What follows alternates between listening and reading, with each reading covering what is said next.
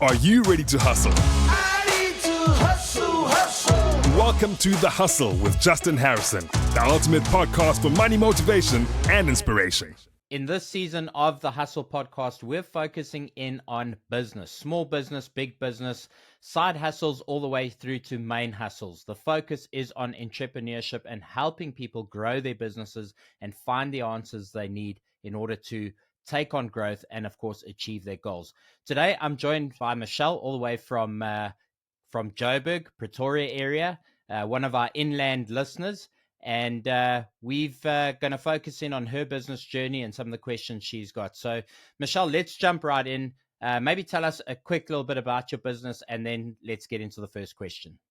Hey, Justin. Yes, thanks for having me. So I opened a practice. I've been employed all my life, but less than a year ago, I decided to quit the rat race and I started a practice called Color Synthesis Skin Correction.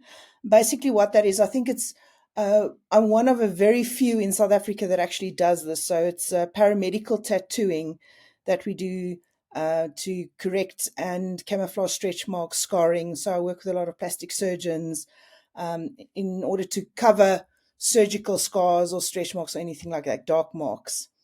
The question I have is, because the business is quite young, it's less than a year old, but I am a sole proprietor and it's only me doing everything. And it runs, like I said, very similar to a medical practice, but it's growing very fast. And I know I'm not in the right position just to do everything by myself. So how do I scale my business so I don't burn out? And when is the right time to employ people without financially risking the business? I get very anxious just thinking about like employing people, being responsible for monthly salaries, HR issues, and taking on bigger premises.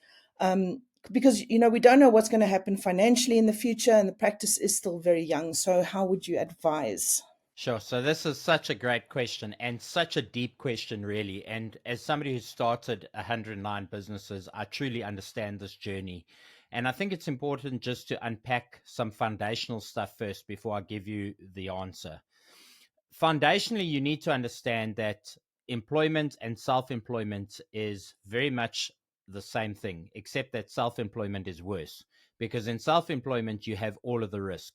You have all of the risk of people not paying you. You have all of the risk of not having enough customers. You have all of the risk of having to carry accounts. You have all of the risk of having to do the work yourself. If you're not physically able to do the work, you wake up sick tomorrow, you can't actually physically do the work. So I often say to people, the most dangerous place in the world to be is self-employed. I would rather be employed than self-employed, as crazy as it sounds.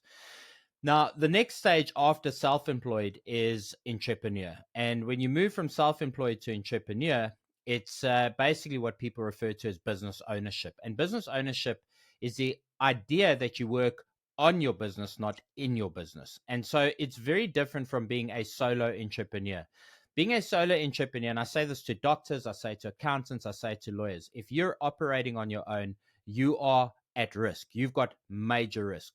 But then, of course, there comes in this balancing act. How do you move from self-employed to entrepreneur? How do you grow the business? When is the right time to grow the business?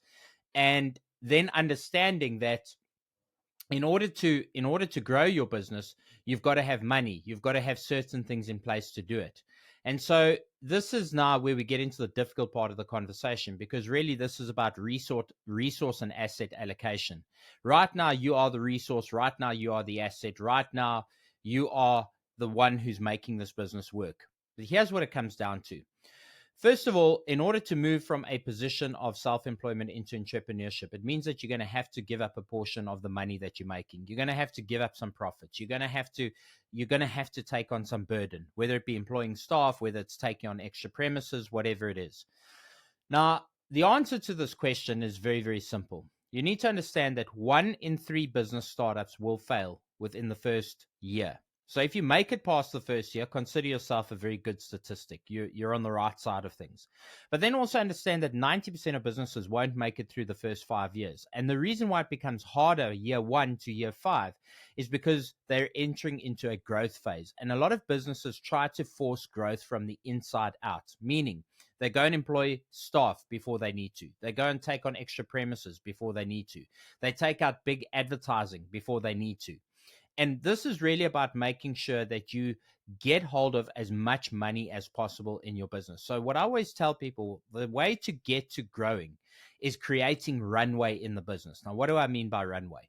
You need to save up enough money that you can operate at least for 1 to 3 years without getting any income in the door. And if you can set aside that kind of money, you now have a 1 to 3 year runway to start trying things. Part of trying things is taking on staff.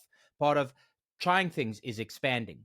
But if you're currently just making a small amount of money that's just covering you, you've got to get to making more money. That's the bottom line. You've got to get to making more money, or you've got to figure out how to spend less money so you can save money. You've got to be saving money.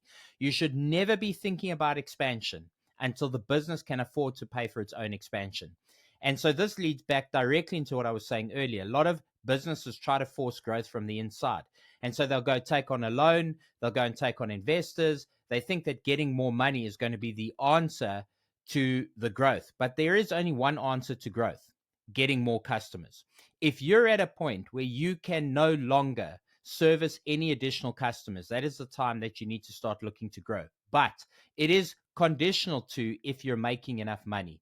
So there's no point in you're fully booked 8 hours a day, but you're not making enough money to employ a second person. Then you need to go back to the first problem, which is, am I charging enough for my services? Are my margins good enough? And any business that is going to grow and be successful over the long term is going to fund its growth out of customer profits. In my businesses, I have a rule. I set aside 60% of all profits every single year in every single business as part of our growth and expansion plan, because you need money to grow and expand.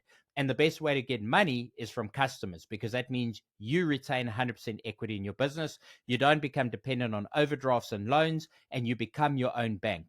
And this is the best piece of advice you're ever going to get as a solo entrepreneur, is forget about trying to get outside money to grow your business. Forget about trying to do external factors. Very simple. Make sure you booked 8 hours a day, and make sure that you're getting the maximum amount of value and that you've got good margin to be able to keep money back and grow the business. And once you have 1 to 3 years runway, only then do you start even thinking about taking on additional resources. Yes, so it's also reassuring that I don't need to do it like now. Just be patient for a bit and just focus on getting that money in to get that capital, and then think about expanding. Well, anything worth building is worth spending time on. Anything that's going to be sustainable is worth putting your life's work into. Everybody wants the immediate success. You know, people look at us now that we've got all these businesses and, you know, very successful. But what they fail to remember is that there has been a 25-year journey to this point. There's been a lot of failure. There's been a lot of successes. There's been a lot of learning. And so you're still in the baby stage of your business. You know, the baby stage of the business, you've still got a lot to figure out. You haven't yet figured out what the big thing is for you down the line. You've probably hit a couple of niches, but it's going to be some time before you hit that thing that really starts making money and starts making money on its own, to a point where you actually have to get extra people in to help you. And that's organic growth. But the moment you're trying to force growth, it's going to land up in tears and pain every single time. So keep it simple. Focus on doing a really good job. Focus on attracting the best customers that pay the most amount of money. Make sure you've got margin. Set aside a significant portion of profits. Don't treat your business like a piggy bank. Don't draw everything out of the business. You've got to keep some money, because money is, and I always tell businesses this, money is like stock.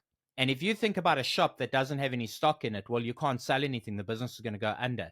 Growing a business, part of your stock holding is having cash. You need cash to get resources. You need cash to be able to take out advertising and marketing. You need cash to be able to buy new equipment. And the problem is, most businesses are operating on such thin margins, and the entrepreneurs and the self-employed people in these businesses are drawing everything out of the business, leaving nothing there. And if you think of business as a baby, because that's what it is, your job as a solo entrepreneur to move it into a place where there can be multiple caregivers of the business other than you, is to make sure that the baby eats first. The baby is the business. The business has to eat first, and only then can you eat. And that's the way you have to grow a business. So yes, like I said, I left the hamster wheel of being employed all my life. So it's a new venture for me to be running my own business. But I did take on a 230,000 Rand loan from a family member. And I'm not paying hardly any interest on that. But my question would be, would I first then focus on putting every single cent that I earn in paying off that debt before I even start thinking about saving and investing? Or should I do both at the same time? So again, such a great question, and again needs a lot of unpacking to answer that. So conventional financial advice will tell you that if you're paying zero to next to nothing on interest, keep that loan in existence for as long as possible, because it comes back to the ultimate thing in business, which is OPM, other people's money. The problem is, I don't agree with that, because I don't believe in having debts in the universe and in the world in general, because this is a transfer of energy. The sooner you get your debts paid, two things happen. Number one, you prove to yourself that you can do it. And that level of accomplishment builds incredible momentum for you as an entrepreneur and for you as an individual. Secondly, it reinforces the strength of the relationship with the person who provided you the original loan. And you have no idea when you might need to go back to them again for another loan. You have no idea when you may need additional resources. And so I always say, do the right thing, because doing the right thing is a rare commodity today. Pay off your debt. Get your debt paid off. Get it settled. Family, no family, doesn't matter. Interest rate, no interest rate, doesn't matter. The only way to run a business successfully, a small business, is to be debt free. It's different when you grow your business and you've got a holding company and you're using leverage structures in the financial industry. That's a totally different game. And then you start playing the money game. But when you're an individual, when you're a small business, you've got to settle your debts, because your reputation is all you have. And your reputation will be enhanced not only to the person who you pay the debt to, but you'll enhance your relationship with yourself, because there is an incredible sense of accomplishment when you go, I toiled, I put in my labor, and I settled this debt, and I now know I own this thing 100%. You wouldn't have even asked me the question if there wasn't a doubt in your mind as to whether or not that debt should be paid. And I'm actually just here to serve as a professional reminder to you. I'm literally like that notification that comes up on your desktop. It's time to pay your debt. It is time to pay your debt. And you should put every cent possible to paying that debt, because here's the other thing. How can you even begin to think of growing a business and expanding it when you're already carrying debt just to be in business in the first place? So you have to get it paid, and you've got to use customer profits to pay it, because then you're telling yourself, hey, not only is this business good, but it's enabled me to pay off the original debt that I took on. And I'm now at a point where I'm actually a sovereign individual. I am fully in charge of this business. I know what it takes. I understand the discipline it takes to manage money. And everything after that is easy, because, as I tell everybody in business, I don't care what the business is, whether you're a doctor, whether you're a dentist, whether you sell toilet rolls, it's money in, money out. It's cash flow. You got to bring in more money than money going out. You got to make sure that when you look at your balance sheet, that you've got more assets than liabilities. Business is not complicated, but people complicate it because they bring their own personal insecurities and shortfalls into a business. And I never see a business that fails. I see entrepreneurs who fail the business, not the business that fails the entrepreneurs. And a big part of that is money management. So my advice to you is, get the debt paid. It's good for your own conscience. And more importantly, it's good for your reputation. And as an entrepreneur, the only thing you have in this world, it's not a degree, it's your reputation. That's the only thing you have. Okay, awesome. So just focus on getting that and then thinking about saving and moving, doing anything else. Not everything at once. Well, again, come back to a good personal finance lesson here, right? I had this question fairly recently. Somebody said, why should I pay off my bond when I can take that money and go and invest it? And then my answer was simple. What are you going to get on the investment? Well, 9 or 8 or 10%, but your bond is running at 11%. Why would you go and invest to get a 10% return when you're paying 11% on your financing? This goes back to basic personal finance, and you've got to apply the same thinking in your business, right? It is always pay off your debts first. Okay, so let's jump in with your third question. So my business is based in between Pretoria and Johannesburg, but I have a lot of inquiries from clients like in Durban, Cape Town, and some of them fly up to come and see me. So I've been thinking of maybe alternating every month, flying down to Durban, then flying down to Cape Town to service clients in the different cities. but I don't know, also bearing in mind if that's going to be profitable, with travel expenses, just to try and get more money in and also not to hit burnout as a sole prop. So the question is that a good idea? Moving around cities, is it too fast at this stage in the business? Should I first focus on Gauteng, or what would you advise? Sure. Again, a very deep question to jump into, because and I totally get the headspace, because I've been in the space so many times before starting businesses. You have to understand that if you divide your attention, you divide the results. And the deciding factor on everything is, how much money am I making? As much as people don't want to hear this is how much money am I making? If you can make the same amount of money by staying in your local area, why take away time from your family traveling? Why get on an airplane and waste 2 hours in the air, an hour in the air, 3 hours at the airport? Because you need to understand something. You may be doing a 2 hour procedure, but it might be costing you 6 hours of time in travel, right? And so you have to factor that in as an hourly rate. You cannot charge the same hourly rate, for example, if you're traveling somewhere to go and do a job, as you charge back in your own local area, because you've got to factor in not just the cost of the airline ticket, but the hours in the air. The hours in the air is time that you could be spending getting customers in your local area, that you could be working on somebody where you could actually be getting income. So there's always this opportunity cost which you need to weigh up. But this is my advice to you. If you can get people in out of province paying you in advance, because this is the other thing, you got to make sure they pay in advance. There's no point in taking up all your time and effort to get somewhere, do the job, and only figure out that, well, you're probably not getting paid, right? You got to make sure you get paid in advance. You got to make sure that you charge more than what you're charging locally. You've got to charge a travel rate, right? And you've got to include all of your travel costs. If you're taking those travel costs out of the procedure cost, well, you're just thinning down your margin, and that doesn't make sense. That is absolutely ridiculous. There are other ways still to service those clients, and I'm going to give you a couple of ideas around that. But for you, you need to come down to the calculation of, what is the opportunity cost in this? What is this thing actually costing me, and how much money am I actually making? And when you run a spreadsheet on this, you're probably going to come to the most logical conclusion, which is it isn't financially viable. And so it's probably better off for me to stay here, grow this thing, and then figure out, how do I still service clients in those areas without physically being present? Now, I know as a sole entrepreneur, what I'm about to say is probably going to make your hair stand up on end, and you're probably going to say, but they can't do it the way I do it. Try and find a partner, maybe even look at franchising, maybe find somebody who you compete with in that province, and do a referral fee. So in other words, if they get the job, they pay you a 20% commission or 30% commission. And so now all of a sudden, what you're doing is you're expanding your business without having to physically go and be there, without having to physically go and do the procedure, without having to physically lay out costs. And what you will find is that probably will become the profit center of your business, because what you will do is you will eventually figure out that, well, listen, I can only bill out 8 hours a day, but I can get other people, and I can bill out 30, 40, 50, 60 people 8 hours a day if I grow and expand it. And that really is what business is about. It's about figuring out how to make the most amount of money with the least amount of effort. Yes. So in my business, I think there's only like one other person in South Africa doing what I'm doing. So would that mean maybe doing like a training program in those areas, and then maybe outsourcing it to the people I've trained that started business there? Absolutely, and turn that into a business.